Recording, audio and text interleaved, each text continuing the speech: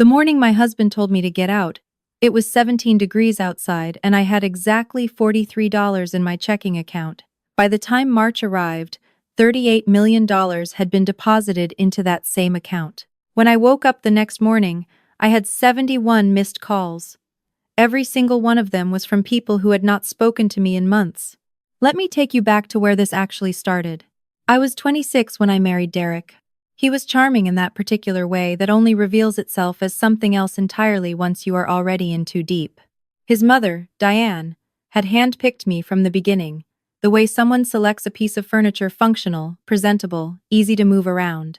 His father, Gerald, barely acknowledged my existence unless there was a social occasion where a daughter-in-law was a useful prop. His sister, Amber, and her husband Marcus treated every family dinner like an audition I kept failing without being told what the role even required. I was a graphic designer. Freelance, which meant to Derek's family I was perpetually on the verge of being unemployed. It did not matter that I was making a decent living or that my client list was growing steadily. To Diane, anything without a corporate title and a benefits package was just a hobby I had not outgrown yet. She said that to my face, at Thanksgiving, in front of 7 people, and Derek laughed along with everyone else. I stayed for 4 years. 4 years of being the last one served at family dinners. 4 years of birthday gifts that were clearly regifted. 4 years of watching Amber's children receive elaborate Christmas presents, while my contributions to the household were quietly absorbed without acknowledgement. 4 years of being spoken over, corrected in public, excluded from family decisions, and then called oversensitive when I mentioned any of it to Derek in private. What kept me anchored during those years was Ruth. Ruth Calloway was 79 years old, and the sharpest person I had ever met. I had worked for her design firm 8 years earlier, fresh out of college, terrified and trying not to show it. She had spotted something in me that I could not yet see in myself and had mentored me through the first 3 years of my career before I went out on my own. After I left the firm, we stayed close. She became the grandmother I had lost in my teens, the steady voice that never wavered no matter what storm was moving through my life. Ruth had never married, no children, a sprawling Victorian house in Brentwood, a collection of first-edition novels, and a deep, quiet pride in the women she had helped build into something remarkable. She used to say that the best investment a person can make is in someone who does not yet believe in their own value. I visited her every other Sunday. I brought her coffee from the place she liked on Charlotte Avenue, and we would sit in her sunroom and talk for hours about everything and nothing. Derek came exactly once, spent 40 minutes checking his phone, and never came back, Ruth noticed. She never said anything unkind about him directly. She simply started asking me, very gently, whether I was genuinely happy or whether I had confused being needed with being loved. By the 3rd year of our marriage, I knew the answer. I just was not ready to say it out loud yet. The night everything collapsed was a Tuesday in January. Derek had come home late, which was not unusual. What was unusual was the way he looked at me when he walked through the door, not with the mild irritation I had grown used to, but with something colder. Something decided. He told me he wanted a divorce. He told me the house was in his name and had been before we married, which was technically true. He told me his mother had already spoken to their family attorney and that given my inconsistent income, I should not expect much from mediation. Then he told me I had until the end of the week to find somewhere else to stay. I asked him if he was serious. He walked into the kitchen and poured himself a drink. I called Priya, my best friend since college, from the driveway in the freezing dark. She told me to get in my car and drive to her apartment right then, that I did not need to spend another night under that roof. I sat in the driver's seat for a long moment, watching the light in the kitchen window, and then I started the car and I drove. What Derek did not know, what none of them knew, was that I had been quietly preparing for this possibility for 8 months. It had started with a conversation I overheard at Amber's house during a family barbecue the previous spring. I had stepped inside to refill drinks and paused in the hallway when I heard Diane's voice through the thin wall of the home office. She was on the phone. She was talking about my freelance contracts, specifically about a non-disclosure clause in one of my agreements, and she seemed to know details she should not have had access to. I stood very still and listened for 2 full minutes before quietly walking back to the patio. That evening I downloaded a call recording application on my phone, I began documenting every significant conversation. I kept a private folder on an encrypted cloud drive that Derek did not know existed. I was not looking to cause a confrontation. I was simply no longer willing to be caught completely unprepared. I also, around that same time, finally accepted Ruth's long-standing invitation to be named in her estate planning documents. She had brought it up twice before, and I had deflected both times, feeling uncomfortable with the idea. The third time she raised it, she looked at me with those steady gray eyes and said, "Claire, I am not doing this for sentiment. I am doing it because you are the right person to carry this forward." I signed the papers in October. I did not mention it to Derek or anyone in his family. Ruth passed away 11 weeks after I moved into Priya's spare bedroom. She went peacefully, in her own home. In the early morning hours of a Wednesday, the hospice nurse called me at 6:47. I drove to Brentwood in the gray winter light and sat with her for a while before anyone else arrived. I held her hand and thanked her for every Sunday, every cup of coffee, every conversation that had quietly rebuilt the parts of me that 4 years of that marriage had worn down.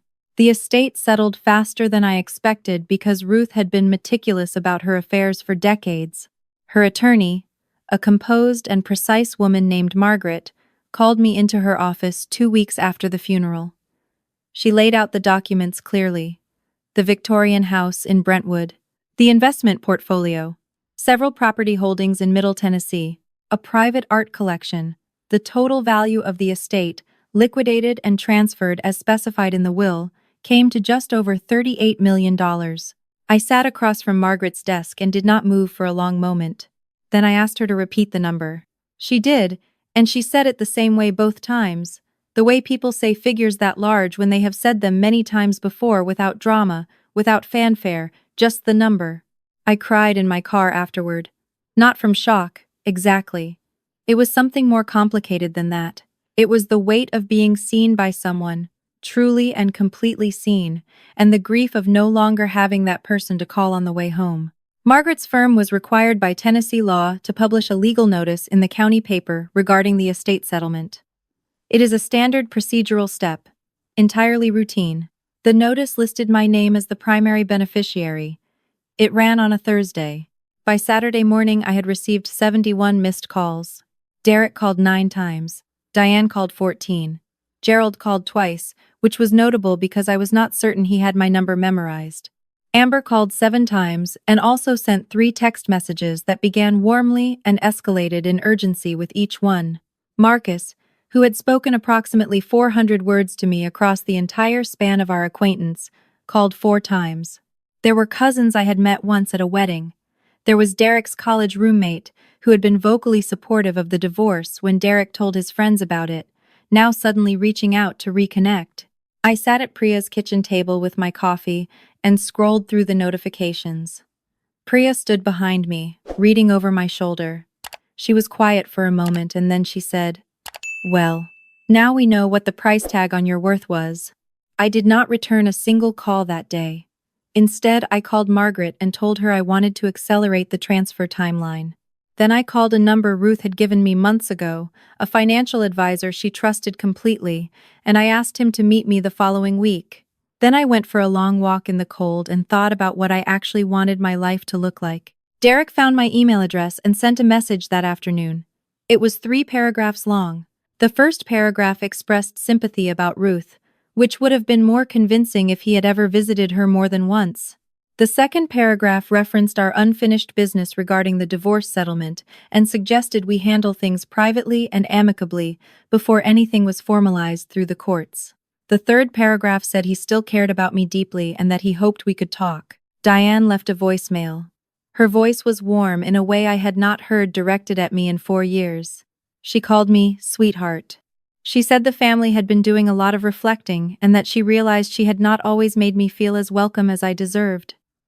She said she hoped we could have lunch, just the 2 of us, to start fresh.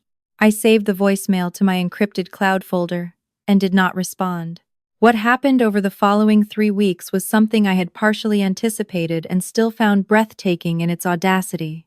Derek's attorney sent a letter to Margaret's office claiming that certain assets Ruth had transferred to a joint account she and I maintained for design project, invoicing a small working account we had set up for administrative convenience, constituted marital property, subject to equitable distribution under Tennessee divorce law. The argument was a stretch at best, and Margaret's team flagged it immediately, but it signaled what Derek and Diane were actually attempting. They were not looking for reconciliation. They were looking for a legal foothold. What they did not know was what I had recorded. 8 months of documentation, conversations in which Diane had discussed, in specific terms, how to structure Derek's request for financial records from my freelance contracts records she had no legal standing to access. A phone call between Derek and his attorney, which Derek had taken on speaker in our kitchen without realizing I was in the hallway, discussing how to position my income instability in the divorce proceedings in a way that would minimize my settlement claim. An exchange at a family dinner in which Amber had casually mentioned that Derek had consulted with a financial advisor about transferring certain joint assets before initiating the divorce, a conversation she clearly did not realize. I could hear from the kitchen. And then there was the document. Margaret discovered it during the estate administration process. Someone had submitted a letter to Ruth's previous financial institution, purportedly signed by Ruth, requesting a change to the beneficiary designation on a smaller investment account. The letter was dated 4 months before Ruth's death, during a period when her health had already declined significantly. Handwriting analysis later confirmed that the signature was not Ruth's. The account in question, worth approximately $400,000, had been redirected to an address connected to Derek's family. I handed everything to Margaret. She contacted the appropriate authorities. A forensic document examiner confirmed the forgery. The matter was referred to the district attorney's office. Derek was a licensed attorney in the state of Tennessee. The moment the forgery allegations surfaced and was supported by evidence, the Tennessee Board of Professional Responsibility was notified. He was placed on immediate suspension pending investigation. I was not present when the investigators arrived at the house. I did not need to be. I was in a meeting with my financial advisor, going over the long-term structure of a foundation I had decided to establish in Ruth's name. Diane called me 6 more times over the following 2 weeks. The warmth in her voice had shifted to something more urgent, then to something that could only be described as pleading. Gerald sent a formal letter, presumably drafted with legal counsel, which was careful and measured in tone and said absolutely nothing of substance.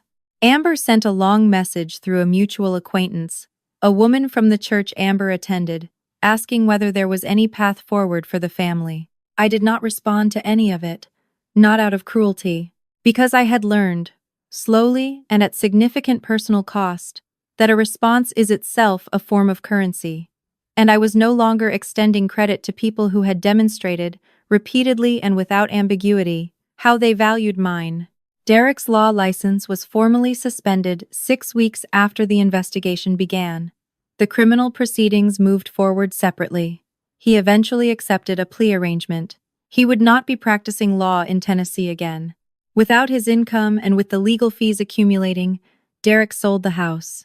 The neighborhood had appreciated significantly since he purchased it before our marriage, so he walked away with something, but nothing like what he had anticipated. The country club membership that Diane treated like a birthright became unaffordable. The social circle that had always seemed so permanent turned out to be contingent on a certain level of maintained appearance, and as the appearance deteriorated, so did the circle. The last I heard, Diane was living with her sister in Murfreesboro.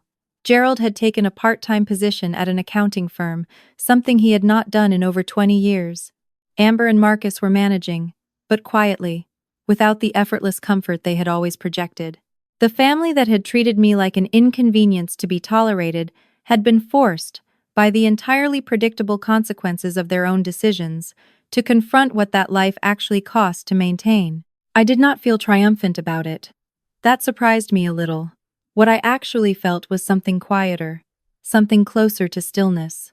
I purchased a property in East Nashville, a large craftsman house on a tree-lined street, with a detached carriage house and a sprawling backyard that had once been a community garden. I had it renovated over the summer by a woman-owned construction firm that 3 of Ruth's former mentees had recommended. The main house became the headquarters of the Ruth Calloway Foundation. The carriage house was converted into a fully equipped design studio available to emerging creative professionals who could not afford commercial studio space. The garden was restored by a local horticultural nonprofit that employed women transitioning out of the shelter system. At the ribbon cutting, Margaret stood in the front row with my financial advisor and Priya, who had driven me across Nashville in the freezing dark on the worst night of my recent life without asking a single question first. The Nashville mayor sent a representative. A local news crew filmed the opening. 3 of the 8 women who had been accepted into the foundation's inaugural mentorship cohort were there with their children, watching the doors open.